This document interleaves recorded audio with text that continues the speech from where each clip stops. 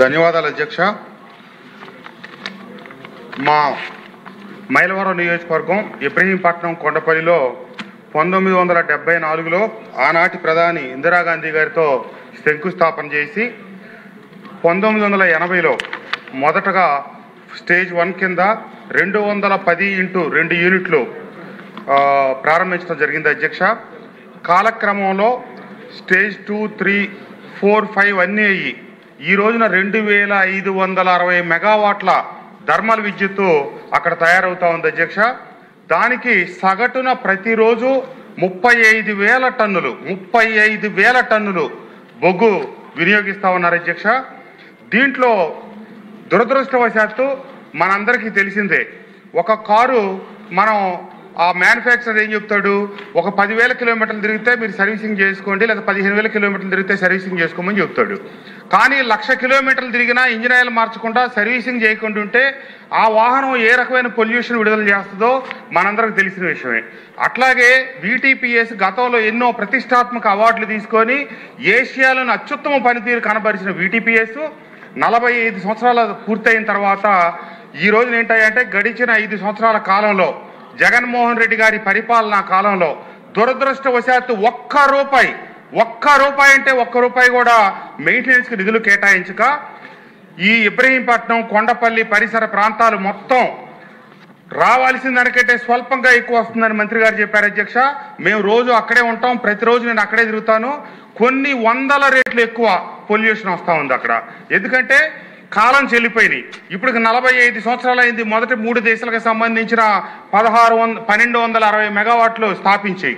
కేంద్ర ప్రభుత్వ నియమావళి ప్రకారం పొడిగించగా 2025వ సంవత్సరం చివర దాని కాల వ్యవధి ముగిసిపోయింది ఆ 6 యూనిట్లకి. కానీ ఇటీవల కాలం కేంద్ర ప్రభుత్వం మళ్ళీ ఇంకొక 5 సంవత్సరాలకి పొడిగింపించింది. ఇది యూనిట్లు మూసేస్తాం కదా అని చెప్పి మెయింటెనెన్స్ పూర్తిగా మానేశారు. అదృష్టం ఏంటంటే కూటమి ప్రభుత్వం అధికారంలోకి వచ్చిన తర్వాత 119 కోట్ల రూపాయలతో మెయింటెనెన్స్ కోసం లోపల సైలోలు కావచ్చు, పైప్ లైన్లు కావచ్చు, వీటికి నిధులు కేటాయించడం సంతోషకరం అధ్యక్ష. కానీ దురదృష్టం ఏంటంటే చాలా ఇబ్బంది పడుతున్నప్పటికీ ఇంతటి విపరీతమైన పొల్యూషను ఎందుకంటే ఈ 119 కోట్లలో అది నిదానంగా పనులు జరుగుతూ ఉన్నాయి. నాకున్న సమాచారం మేరకు ఇప్పుడు దాదాపుగా 50 కోట్ల రూపాయల పనే జరిగింది. ఇంకా 70 కోట్ల రూపాయల దగ్గర పని జరిగితే తప్పితే ఆ పొల్యూషన్ అనేది కొంతవరకు అదుపులోకి రాదు.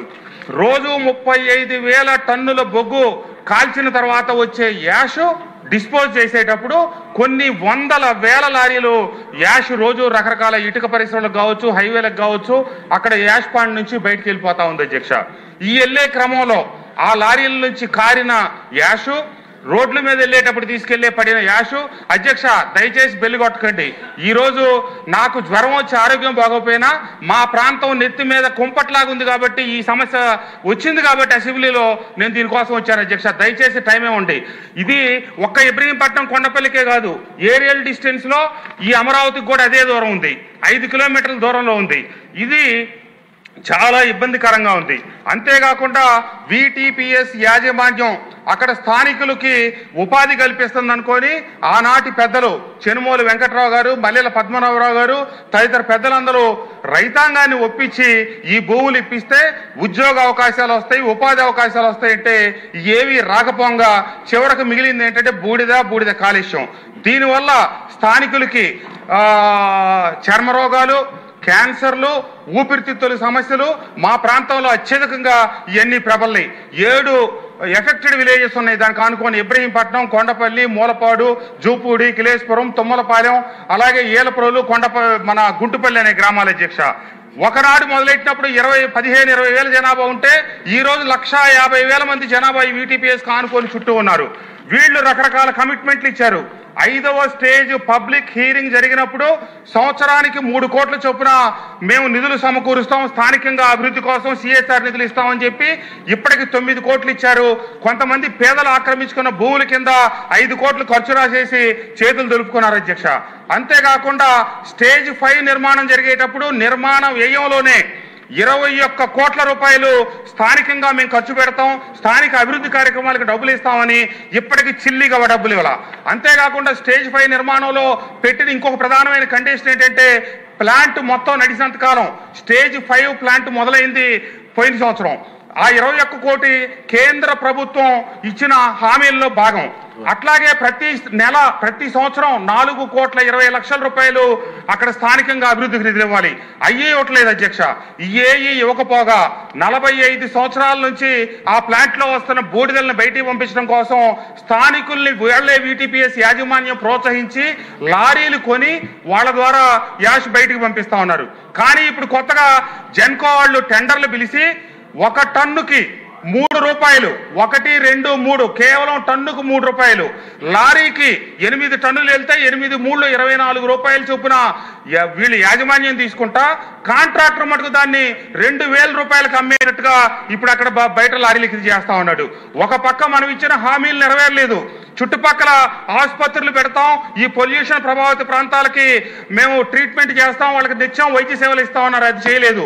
అభివృద్ధికి నిధులు ఇస్తా ఉన్నారు, అది చేయలేదు.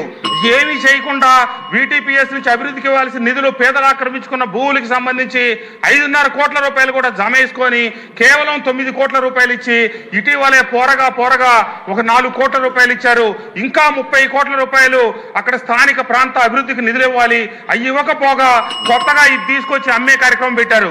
అసలే బూడిద కాలుష్యం మీద ప్రజల్లో ఆందోళన ఉంటే వాళ్ళ ఆందోళనలు ఇదిగో ఇట్లా 120 కోట్లు ఇచ్చారు, పొల్యూషన్ తగ్గుతుంది అని మేము వాళ్ళకి సమర్థించి చెప్తా ఉన్నాం అధ్యక్ష. ఈ లోపల ఈ మొత్తం చిన్న సన్నకారు వ్యక్తులు తెలుగుదేశం పార్టీ కూటమి కుటుంబానికి మద్దతు ఇచ్చి ఆ 7 గ్రామాల్లో నాకు మొన్న 15,000 మెజార్టీ వచ్చింది అధ్యక్ష. వాళ్ళందరూ మన కూటమి పార్టీకి సంబంధించిన కుటుంబాలు. వాళ్ళందరూ ఇప్పుడు ఓ పక్క P4 అని చెప్పి ముఖ్యమంత్రి గారు వాళ్ళందరికీ పేద కుటుంబాలకు ఉపాధి కల్పిస్తుంటే ఉన్న ఉపాధి తీస్తా ఉన్నారు అధ్యక్ష. దయచేసి నేను చివరగా ఒక్క మాట మీ ద్వారా మంత్రి గారికి తెలియజేస్తా ఉన్నా. ఎట్టి పరిస్థితుల్లో 3 సంవత్సరాలకి 12 కోట్లకి జెన్కో వాళ్ళు టెండర్లు పిలవటం జరిగింది అధ్యక్ష. దాంట్లో బూడిద చెరువుకి పిలిచిన టెండరు 2,80,00,000. కేవలం నేను దాని గురించే మాట్లాడుతా ఉన్నా. 9 కోట్ల రూపాయలు ఏమైతే ఉందో అది లోపల ఎప్పుడు సిమెంట్ ఫ్యాక్టరీలకు ఇస్తారో వాళ్ళకే ఇచ్చుకోమనండి. కానీ బూడిద చెరువులోంచి ఇచ్చేది కనుక వాళ్ళ పొట్ట కొడితే మనకి ఇది రాజకీయంగా కావచ్చు, స్థానికంగా కావచ్చు తీవ్రమైన పరిణామాలు జరుగుతాయి అధ్యక్ష. నేను 2 చేతులు ఎత్తి నమస్కరిస్తూ మంత్రి గారిని కోరేది ఏంటంటే స్థానికులకి కష్టం కలగకుండా, ఇబ్బంది కలగకుండా ఏమైతే ఆ 2,80,00,000 మీకు గనక అది తొలగించడం కష్టమైతే నేను ఈ సభాముఖంగా చెప్తా ఉన్నాను, ఆ 2,80,00,000 నా జేబులోంచి నేను డబ్బులు కడతాను.